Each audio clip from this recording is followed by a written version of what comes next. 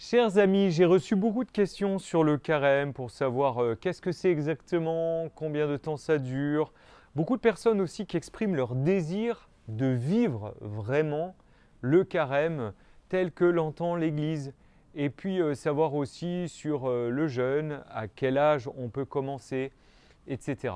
Alors, tout d'abord, il faut bien se rappeler que donc le carême dure en tout 40 jours. Ça vient d'un mot latin, quadragesima, qui veut dire d'ailleurs 40. Jésus, tout de suite après son baptême, est poussé par l'Esprit Saint et il va vivre 40 jours au désert. Le désert, c'est vraiment le lieu de l'absence, le lieu où il n'y a rien, où il n'y a aucune relation. Jésus se retrouve vraiment dans la solitude pour prier son Père, pour ne faire qu'un avec lui. Et nous aussi, en fait, nous sommes invités à nous déplacer. Exactement comme l'a fait Jésus, pour trouver des espaces, des lieux de solitude où nous allons pouvoir nous retrouver seul à seul avec le Seigneur. Le jour du mercredi des Cendres, nous avons entendu l'Évangile qui nous dit que tout ce que tu fais dans le secret de ton cœur, ton Père te le revaudra. Et Jésus insiste pour dire en fait combien il est important dans le mystère de la prière d'entrer vraiment dans l'intimité du cœur à cœur. Vous savez que prier, c'est parler à Dieu, mais c'est aussi dire des choses à Dieu qu'on ne dirait pas à n'importe qui.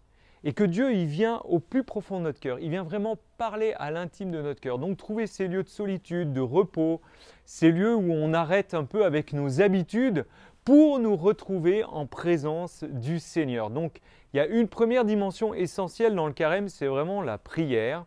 Prendre des temps, savoir prendre de l'espace dans sa vie pour pouvoir être avec le Seigneur. Ce qui veut dire qu'on va lâcher certaines choses. Moi, j'entends souvent des gens qui me disent « Vous savez, mon père, moi, je n'ai pas le temps de prier. » En fait, ce n'est pas très juste, ce n'est pas qu'on n'a pas le temps. C'est qu'il faut savoir prendre tout simplement le temps de pouvoir prier. La deuxième dimension, c'est le jeûne. Et là, j'ai reçu beaucoup de questions aussi là-dessus.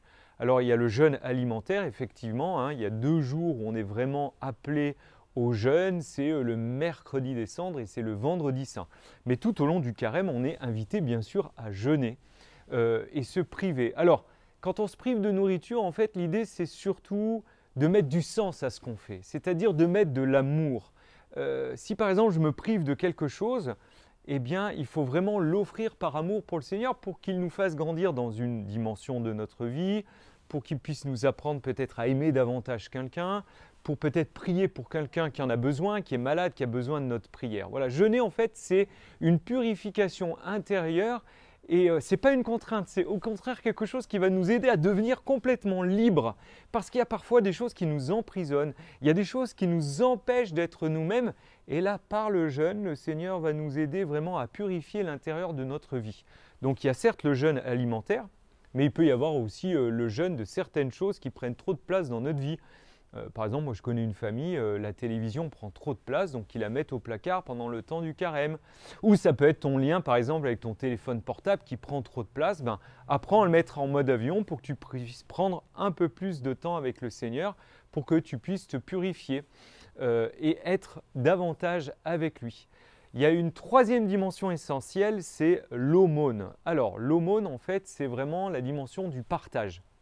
Alors bien sûr on peut partager avec quelqu'un en donnant de l'argent, mais on peut aussi partager en donnant de son temps, en s'ouvrant aux autres et en se mettant spécialement au service des plus petits, des plus pauvres, des plus fragiles. Ça peut être par exemple d'aller visiter une personne malade, se proposer pour entrer dans une association qui œuvre au service des gens qui sont les plus pauvres, pour servir des repas aux sans domicile fixe par exemple, pour aider des gens qui sont vraiment dans le besoin. Donc ça veut dire que, vous voyez, notre relation à Dieu va être transformée parce que je m'ouvre au Seigneur. Donc le Seigneur, il fait son œuvre en moi, j'apprends à me purifier, dans le but de m'ouvrir et de servir davantage mon prochain, celui qui est à côté de moi, celui que le Seigneur met sur ma route, et spécialement le plus pauvre, le plus petit, le plus fragile. Donc vous voyez, toutes ces dimensions, ces 3 dimensions, prière, jeûne, aumône, n'importe qui peut le vivre. Alors évidemment, on ne va pas demander à un enfant de jeûner, de se priver complètement de nourriture, mais un enfant, il peut se priver par exemple d'un dessert et offrir ça par amour pour le Seigneur. On peut adapter en fonction évidemment des personnes et des situations, mais on est tous appelés à prier davantage, à jeûner, à nous convertir et à nous ouvrir aux autres. Et c'est ça la grâce du carême, c'est pas rester enfermé sur soi. En fait, le carême, c'est vraiment un temps joyeux, un temps qui nous est donné pour nous ouvrir davantage à Dieu, nous purifier et donc nous convertir, nous ouvrir davantage aux autres.